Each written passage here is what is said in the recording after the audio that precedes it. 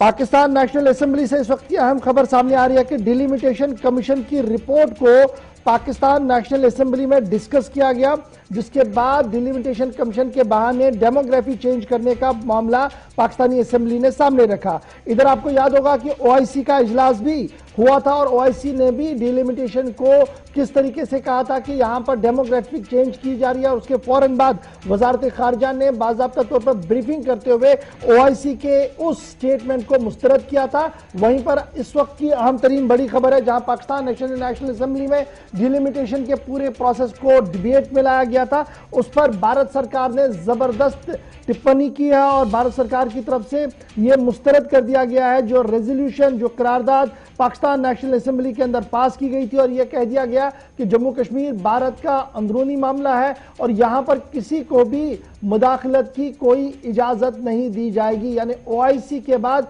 पाकिस्तान की करारदाद, यानी 24 घंटों के दौरान दूसरी मर्तबा पाकिस्तान की कोशिश ओआईसी के जरिए से और दूसरी पाकिस्तान कौमी असेंबली के अंदर जहां पर करारदाद लाई गई थी जिसमें डिलिमिटेशन हदबंदी का मामला था और भारत सरकार की तरफ से सख्त मुखालफत भी की गई है।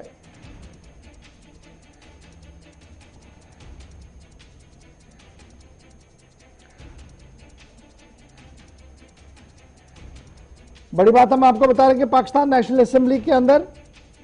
एक के बाद एक डिबेट तो होती रहती है, लेकिन इस बार मामला जम्मू कश्मीर का भी था और शहबाज शरीफ जहां एक तरफ से पाकिस्तान भारत के साथ रिश्तों को बेहतर बनाने की वकालत गुज़श्ता दिनों कर चुके थे, वहीं पर माना जा रहा कि इस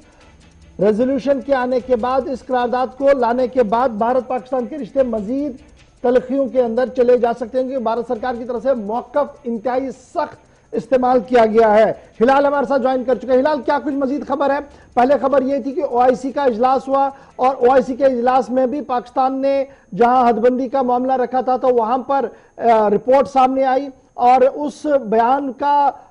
आउटराइटली मुस्तरद कर दिया वजारत खारजा ने, और अब खबर यह है कि पाकिस्तान कौमी असेंबली में भी हदबंदी की रिपोर्ट, जम्मू कश्मीर के मामले पर बहस। बिल्कुल गौहर, क्योंकि जब भी जम्मू कश्मीर के विजाविज कोई भी डेवलपमेंट होती है इस जम्मू वाले कश्मीर के अंदर, तो उसमें हम देखते हैं कि फिर सरहद पार की जानब से उस पर रिएक्शन आना मुतवक्का होता है। चाहे एब्रोगेशन ऑफ आर्टिकल 370 हुआ, उस पर भी हमने देखा, और डिलिमिटेशन कमीशन की जानब से जो हतमी रिपोर्ट दी गई तो उस पर पहले पाकिस्तान के जो खारजा वजीर है बिलावल जरदारी भुट्टो, उनकी जानब से अक़वाम मुत्तहिदा के सेक्रेटरी जनरल को भी खत जो है वो इरसाल किया गया, जिसमें उनसे कहा गया है कि यहाँ इस तरह के जो इक़दामात है वो एक डेमोग्राफिक चेंज को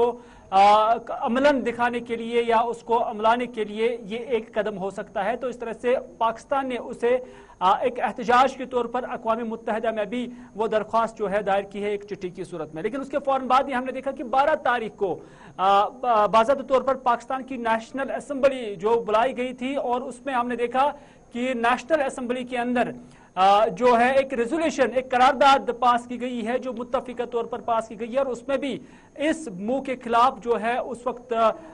जो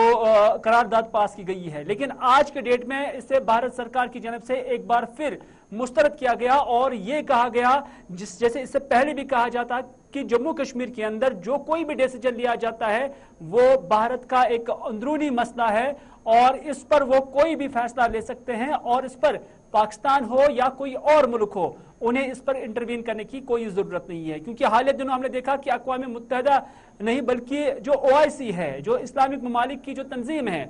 उनकी जानब से भी इस डिलिमिटेशन कमीशन को लेकर भी जो बात की गई थी, तो उस पर भी भारत की जानब से सख्त मौक़िफ़ जो है वो इख्तियार किया गया और कहा गया है कि ये एक बायलैटरल इशू है और अंदरूनी मसला है हिंदुस्तान का, और हिंदुस्तान के अंदरूनी मसाइल में किसी को भी मुदाखलत करने की कोई जरूरत नहीं है। तो इस तरह से इससे पहले भी